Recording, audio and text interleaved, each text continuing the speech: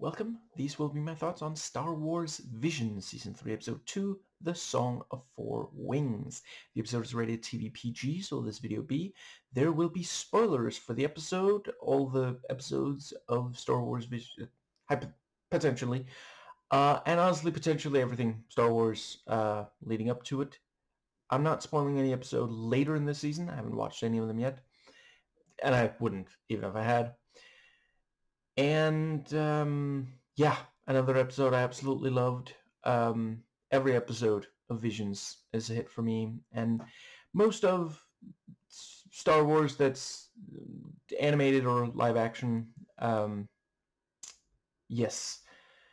So I really love the way this.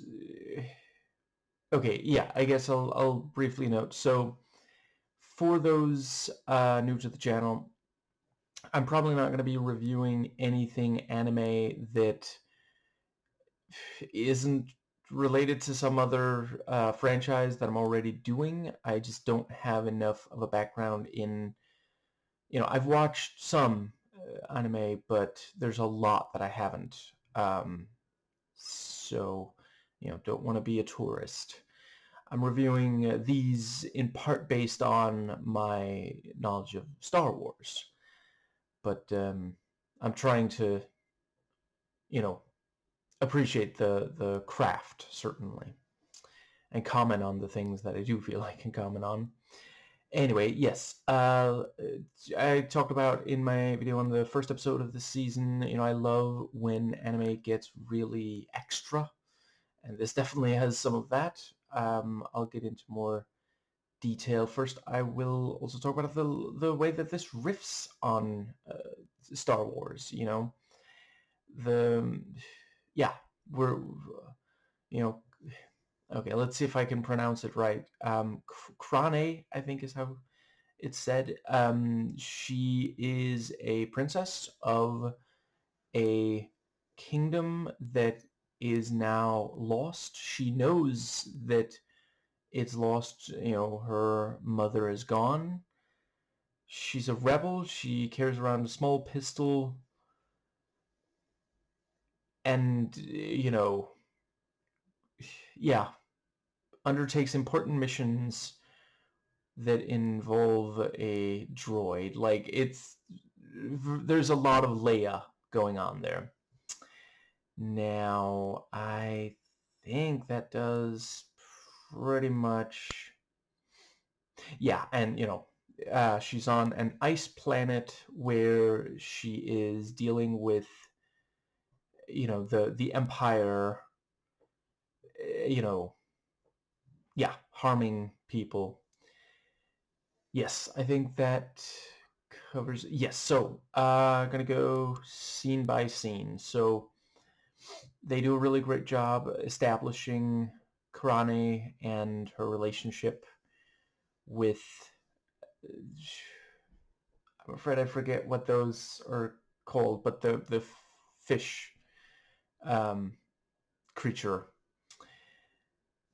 and yeah, her relationship to, so it's not R2, it's Tor2, because TR2, I forget if they actually say it, but the subtitles certainly say, the droid is R9TR2. And yeah, by the end of it, we realize, so that droid is, yeah, like, it's been around for some years. It's also one of the only things she has left from her mother. Does Fishman know that? Like, holy crap. Kind of harsh to be saying. Like, okay, it's one thing if he said, the sensors on the droid are not, as good as they used to be. Maybe you should leave it at base. But just saying, yeah, moving on. I don't know. I think they're doing a thing of like saying, she appreciates, she's a very human character. She takes care of her droid, and she immediately connects with Wuma. Let's go with that. My wrists are too sore to check right now. I think that's what the Gigori and was called. And according to IMDb trivia, I have to admit I didn't immediately recognize it, but I do. Yeah, reading it in IMDb trivia, yeah, we have seen adult, you know, members of that species elsewhere in Star Wars. But yeah, I love the fact that so she's already her speeder is speeding, and she also puts in this wonderfully, like, it's a Star Wars up version of a cassette tape. Yeah, she's like 2 seconds away from holding up a boombox under the window. No, I freaking love how analog that is, and I mean, obviously, a lot of the best Star Wars implements analog tech. The original trilogy was made when analog was the norm. But yeah, I really appreciate that, and this idea of, like, yeah, they don't make cassette player droids anymore. And yeah, the thing about you're going too fast, the engines will be so loud that they can hear you, and turn down that racket. These kids have to get off my snow field. I don't know what the ice equivalent to lawn is. And she stops, like, just short. She almost drives over off the edge. But yeah, she notices the village has been destroyed, and goes there. And I really appreciate, like R2 with Tortu, yeah, you can tell what it's saying. You could easily put subtitles under, and because the beeping has enough range of expression. Anyway, yeah, Tortu points to something on the floor, and she examines it, and it's like, Michael Scofield? Wow, wasn't expecting him to be here.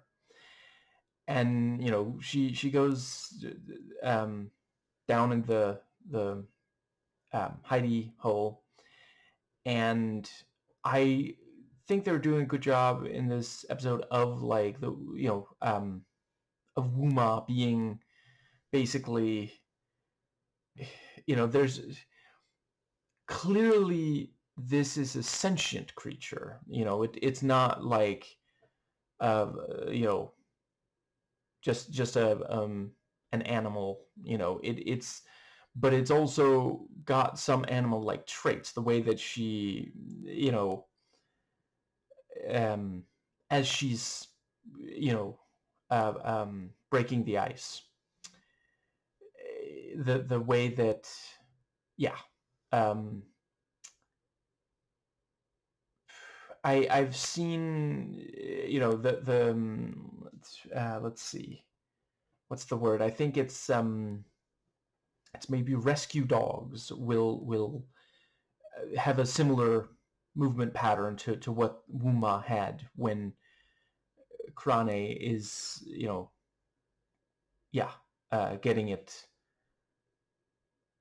getting Wuma accustomed to Krane.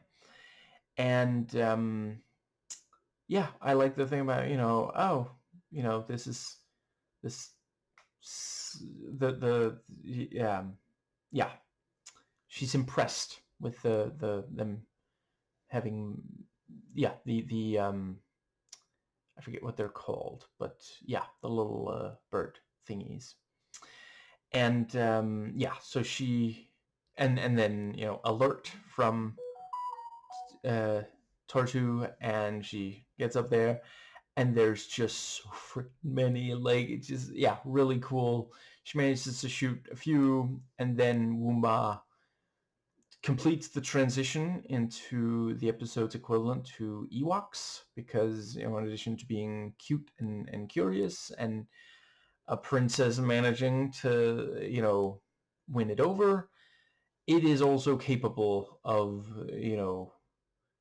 ranged combat by, yeah, fairly simple, but, effective. And they managed to get back to the speeder. And so they like realize, oh, okay, that's why they're here, hyperfuel. And as they go close, something breaks through the ice, and it's not just one at, but multiple. Holy crap. And I love that shot where she like makes I guess it's an illegal U-turn, I think, right after having yeah, faced off against one of them. And yeah, and it's like, well, why would the AT-AT be defeated? Because the Wuma is throwing a thermal detonator. And yeah, that was really freaking cool. One heck of like a throw as well, like getting it right to the bit, I guess the neck. Let's go with that of the and yeah, an explosion there, because that's the part that has some flexibility. Not all of it does. It makes sense that the armor would be weaker there. And she I did also really appreciate it. At first I was like, they're not really, and they didn't. The basic laser she has on the speeder can't penetrate the armor. That would have been a little bit, yeah. But yeah, the you know the yeah, the let's see, I think it's the seismic charges. That was also so cool when it just it's already like this massive, OP ridiculous thing in the movies, but here it's also an AT-AT also has these little things that pop out and fire seismic charges. So freaking cool. And the way she's dodging the blaster fire, but the seismic charges do, have an impact. And then, flight mode. I gotta say that is, yeah, I am pretty fond of that aspect of. I like it when someone suddenly gets like a robot or something. She didn't even have to hold up a coin and go pterodactyl. But yeah, she's, essentially like a jet plane, a fighter jet forms around her.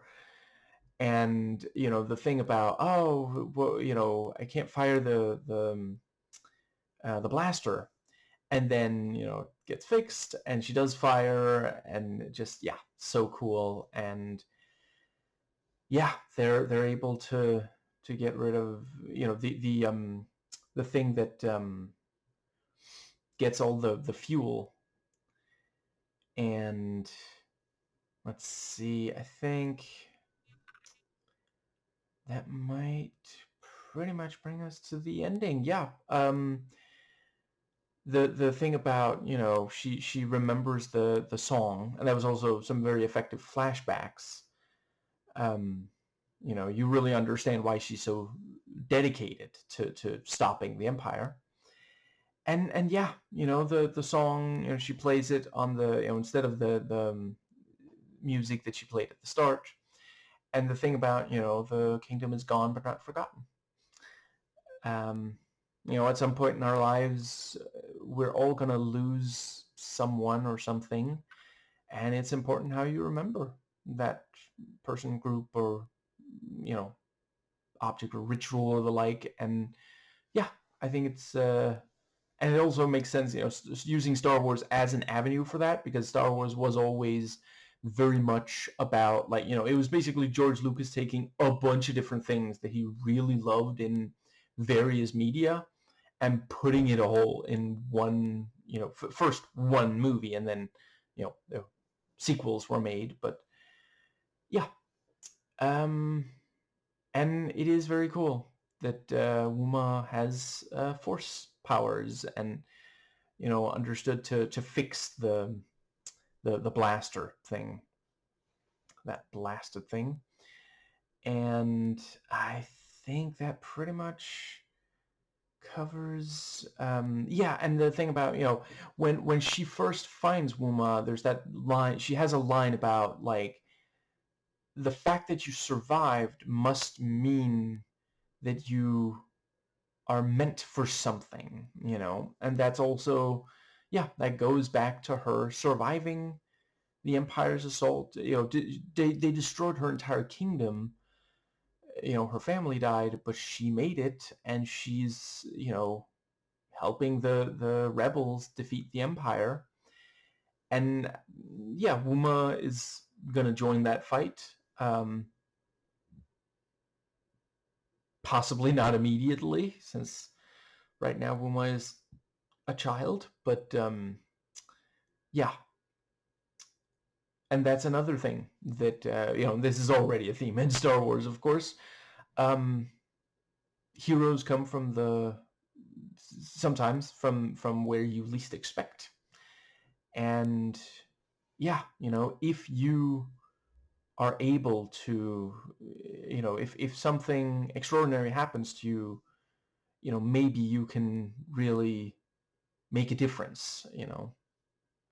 I mean,